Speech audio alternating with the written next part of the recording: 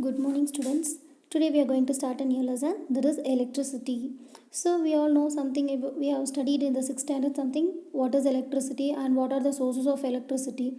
So in this lesson, how the electricity, how the charges is transferred and how it is made up of. So in this lesson we are going to study about this. So first, atom. We all know that atom is made up of very smallest particle.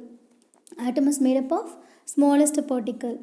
And what is nucleus means, the center of the atom is called the nucleus. So the atom is present in that atom, the center part is there, so that part is called as the nucleus. So the nucleus consists of protons and the neutrons. So the nucleus consists of protons and neutrons. Here the proton is the positively charged and the neutron is the negatively charged.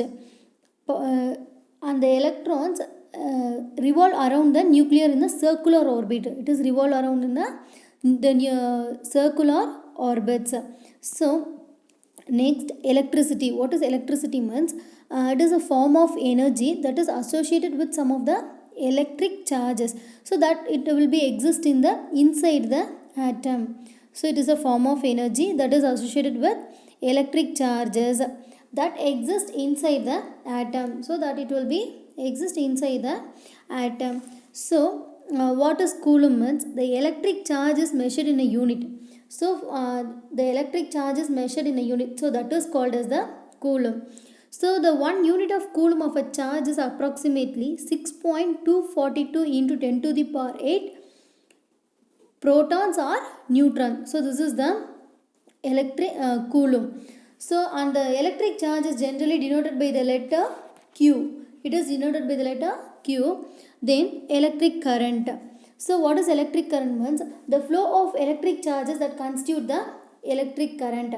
For an electrical appliances to work, electric current we must what is it?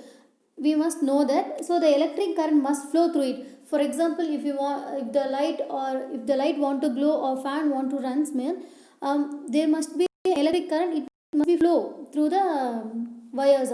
If it not, it will not work. So the exact definition is an electric current is measured by the amount of electric charge moving per unit time. Moving per unit time at any point in the circuit. So in a circuit it must flow. Then only we will be getting the electric current. So the electric current is, so the current symbol is I. Capital letter I. And what is the unit of electric current means? That is the ampere. That is ampere. And the formula for the I is equal, then the formula is I is equal to Q by T. I is current, then Q is the charge, then T is the time taken.